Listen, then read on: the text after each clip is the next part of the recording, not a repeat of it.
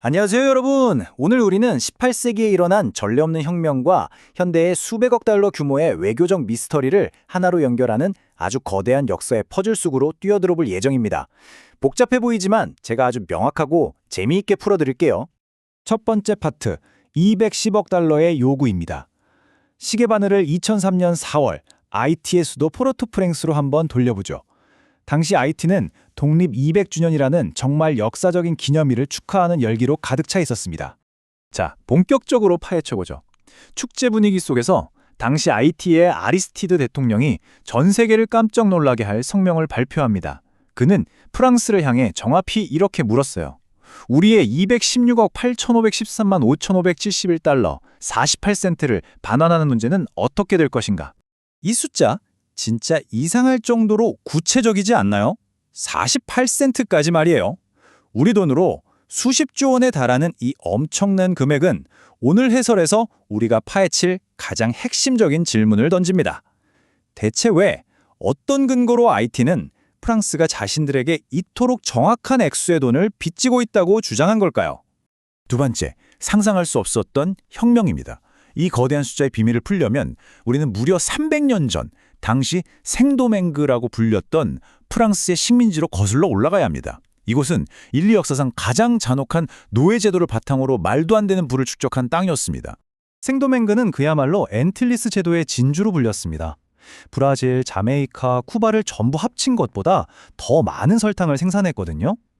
당시 프랑스 왕국 전체 수익의 무려 25%가 여기서 나왔습니다. 엄청나죠? 하지만 이 화려한 부의 이면에는 끔찍한 현실이 있었습니다. 플랜테이션 농장에서 노동을 착취당하던 아프리카계 노예들의 평균 수명은요, 고작 37세에 불과했습니다. 극도의 공포와 폭력이 지배하는 지옥 같은 곳이었죠.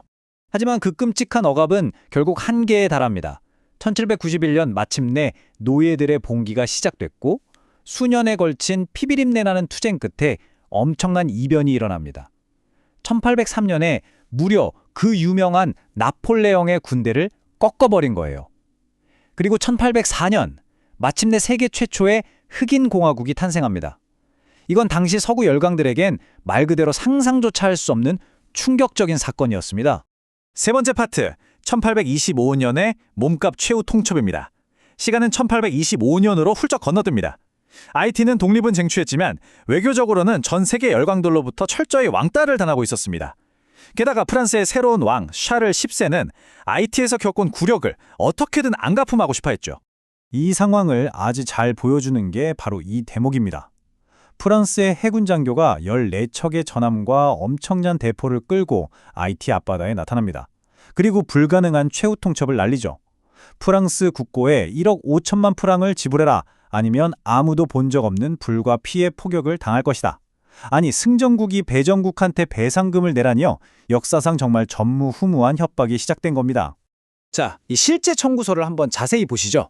이게 1825년 당시 식민지 지주가 낸 배상 청구서인데요. 건물, 가구, 가축 가치 사이에 160명의 남녀 노예 및 아동의 가치가 44만 7천 프랑 넘게 떡하니 책정되어 있습니다. 진짜 소름 돋는 회계 논리죠. 프랑스는 사람을 자산으로 계산했고 갓 해방된 IT 사람들에게 너희들의 자유를 직접 돈으로 사라고 강요한 겁니다. 네 번째, 이중부채의 덫입니다. IT의 대통령은 국가의 생존을 위해 또 전 세계적인 인정을 받기 위해 울며 겨자 먹기로 이 말도 안 되는 최후 통첩을 수락합니다. 그런데 문제가 생겼죠. 독립 이후 계속 전쟁만 치르느라 IT의 국가금고는 말 그대로 텅텅 비어 있었거든요. 그래서 IT는 정말 잔인한 덫에 걸리게 됩니다. 구조는 아주 간단하지만 악랄했어요. 1단계로 IT 국가 수익 10년치에 달하는 엄청난 배상금을 청구받습니다. 2단계, 낼 돈이 없죠. 그러자 3단계, 프랑스는 자국의 은행에서 고금리로 돈을 빌리라고 강요합니다. 빚을 갚기 위해 또 빚을 내는 영원히 빠져나올 수 없는 완벽한 이중부채의 늪에 빠져버린 겁니다. 다섯 번째, 125년간의 예속입니다. 이건 그냥 몇 년 고생하고 끝날 수준의 빚이 아니었습니다. 이 부채 때문에 IT는 19세기부터 20세기 초반까지 경제 발전이 완전히 박살나는 125년 동안의 기나긴 금융 예속 상태에 놓이게 됩니다. 자, 여기서 진짜 흥미로운 부분은 돈이 실제로 어떻게 흘러갔는지 보여주는 이 구조입니다.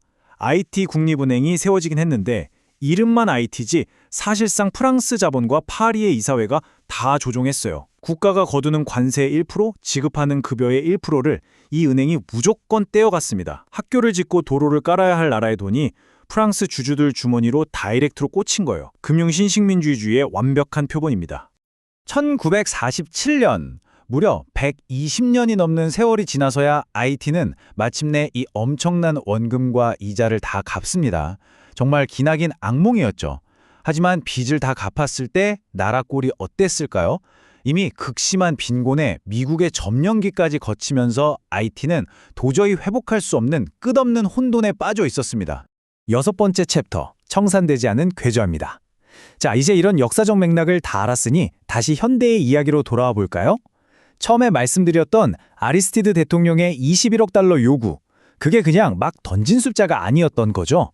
과거 프랑스에 강탈당했던 돈에 인플레이션과 이자를 싹 다 합산해서 현대적 가치로 계산한 바로 그 배상금이었던 겁니다. 하지만 이 요구의 정치적 후폭풍은 진짜 장난이 아니었습니다.